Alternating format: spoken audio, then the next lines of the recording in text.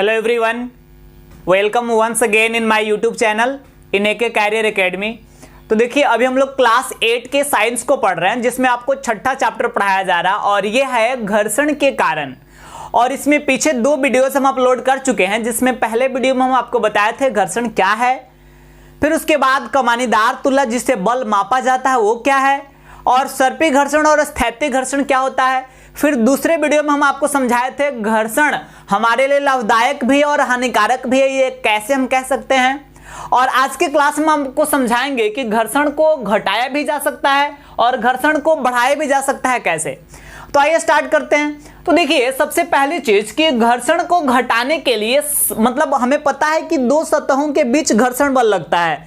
तो फिर अगर सतहों को चिकना कर दिया जाए या मतलब सतहों पर स्नेहक का यूज किया जाए, स्नेहक का मतलब जो मतलब तेल जैसा पदार्थ होता है, तेल या क्या कहते हैं साबुन वगैरह या प्लास्टिक वगैरह का यूज करके, तो इसको स्नेहक के रूप में हम कह सकते हैं। उसका यूज करके और साथ ही साथ वस्तुओं के आकार को विशेष प्रकार के डिजाइन मतलब में बदल कर, और तब हम घर्षण के मान को क्या कर सकते हैं, घटा सकते हैं। अब देखिए, इसको एग्जाम्पल से समझाएंगे तब ज्यादा क्लियर होगा। आप सोचिए, आप देखे होंगे कि हमारे घर में जो है औरतें जब चूड़ियां पहनती हैं, तो चूड़ियां जब पहनाया जाता है, तो फिर जब चूड़ी हो नहीं पाता है जब, तो उस स्थिति में हाथ में तेल लगाया जाता है या हाथ में साबुन वगैरह लगाया जाता है या हाथ में पॉलीथीन वगैरह पहले पहनकर और उसके बाद चूड़ी पहना जाता है, तो चूड़ी आसानी से पहन पाते हैं हम लोग। लेकिन और वैसे ही लड़कों की बात करें तो हम लोग जो कड़ा वगैरह पहनते हैं, तो अगर वो कड़ा नहीं हो रहा है हमारे हाथ में, तो फिर तेल या साबुन या पॉलीथीन वगैरह इसमें लपेटकर तब कड़ा को पहनेंगे तो आसानी से हो पाएगा।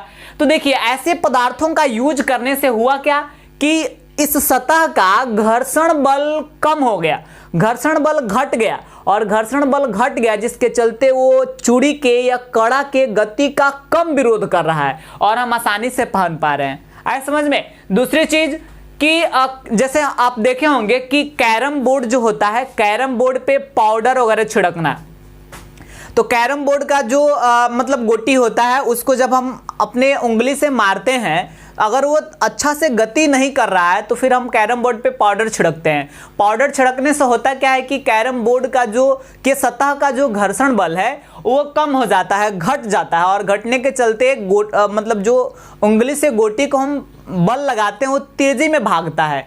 तो मतलब पाउडर वगैरह का यूज करके भी हम घर्षण बल को कम कर सकते हैं। तो पाउडर, तेल, साबुन ऐसे ही पदार्थों को हम स्नेहक कहते हैं। अब देखिए, कभी वाहनों में जैसे मोटरसाइकिल या कोई गाड़ी है, साइकिल में भी आप लोग देखा हो, साइकिल में हम लोग भी क्या करते हैं, साइकिल में या मोटरसाइकिल में जो गतिशील पार्ट होता है, मतलब वैसा भाग जो गतिशील होता है, मतलब जो चलने वाला है, उसमें हम लोग तेल डालते हैं, ग्रीज डालते हैं। तो ये तेल और ग्रीज भी एक तरह का स्नेहक ही है, और गतिशील भागों में जब तेल और ग्रीज का यूज किया जाता है तो फ्री रूप से स्वतंत्रता पूर्वक और तेजी में गति करता है।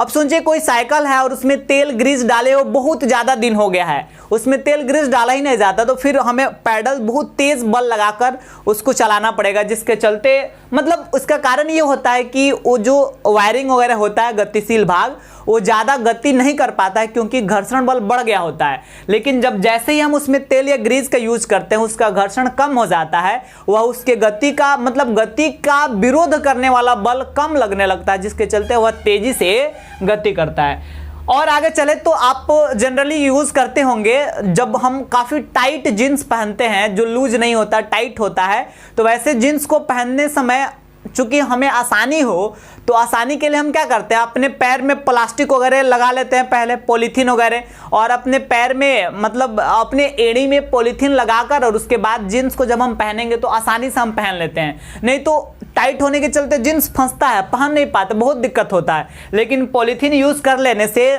मतलब इसका घर्षण बल जो है ये काफी कम हो जाता है, जिसके चलते हम आसानी से इसको पहन पाते हैं। अब आइए हम आपको समझाते हैं, घर्षण को न ही केवल घटाया जा सकता है, लेकिन कुछ तरकीब लगाकर, कुछ उपाय लगाकर हम घर्षण को बढ़ा भी सकते हैं। यानी 2 सतहों पर लगने वाला जो विरोधी बल है उसको हम बढ़ा भी सकते हैं। देखिए कैसे।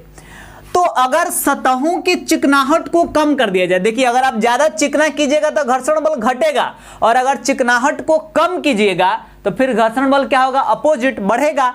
और फिर वस्तुओं के द्रव्यमान को बढ़ाकर हम क्या कर सकते हैं, घर्षण बल के मान को बढ़ा सकते हैं। जैसे मान लीजिए कि कोई संदूक है, कोई बॉक्स है जो काफी हल्का है, तो हल्का है तो उसका मतलब उसको धक्का देने में हमें कम बल लगाना पड़ेगा, बिकॉज पृथ्वी और उसके बीच के सतह पे जो घर्षण बल है उसका द्रव्यमान कम होने के चलते घर्षण बल भी कम है, विरोध कम हो रहा है हमारे बल का, जिसके चलते कम ही बल में हम उसको खिसका दे रहे हैं। लेकिन अगर उसका द्रव्यमान बढ़ा दिया जाए तो फिर घर्षण बल भी बढ़ जाएगा, यानी वह बल भी बढ़ जाएगा जो हमारे गति का विरोध करता है।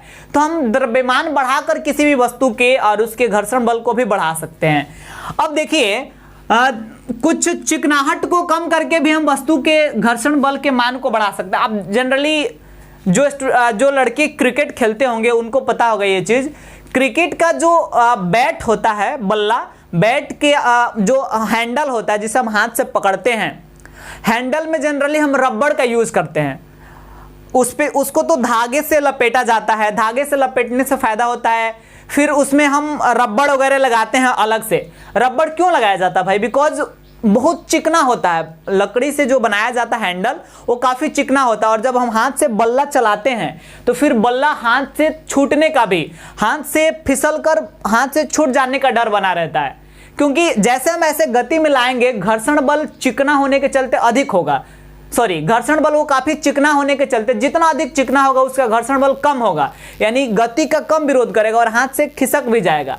लेकिन जैसे हम उस पर रबड़ लगा देते हैं उसका घर्षण बल बढ़ जाता है, जिसके चलते बल्ला जब चलाते हैं तो मतलब हाथ में थोड़ा सा खिसकेगा, ज्यादा नहीं खिसक पाएगा, क्योंकि रबड़ उसके गति का विरोध कर रहा होता है, घर्षण बल बढ़ा देता है।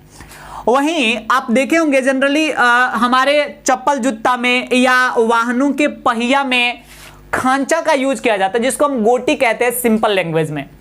जैसे कोई बड़ा वाहन है या मोटरसाइकिल या साइकिल वगैरह के भी चक्का में हम देखते हैं गोटी का यूज किया रहता है, मतलब ऐसे स्क्वायर के शेप का, इस तरीके का उसके पहिया पे गोटी वगैरह लगा होता है, थोड़ा मोटा मोटा।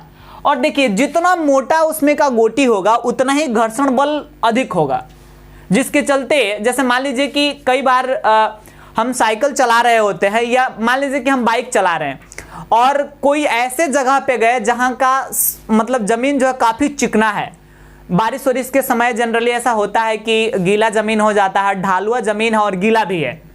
अब सोचिए, और आप एक तो जमीन ढालुआ है, ऊपर से बारिश के चलते गीला हो गया है, तो जिसके चलते उसका चिकनाहट बहुत बढ़ गया, और चिकना जब जितना अधिक होगा उसका घर्षण बल कम हो जाएगा।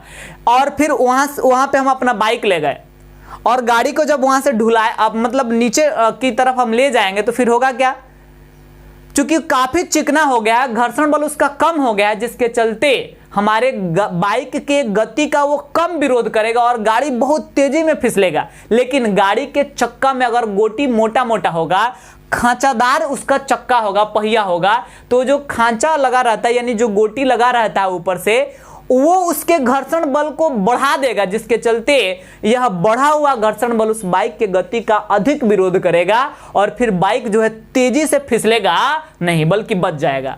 ब्रेक वगैरह लगाने में भी कई बार चक्का स्लिप कर जाता है, चक्का फिसल जाता है, लेकिन अगर गोटी ज्यादा रहेगा, मोटा मोटा रहेगा, तो फिर वहां भी फिसलने का डर कम रहेगा। बात समझ में आ रही है।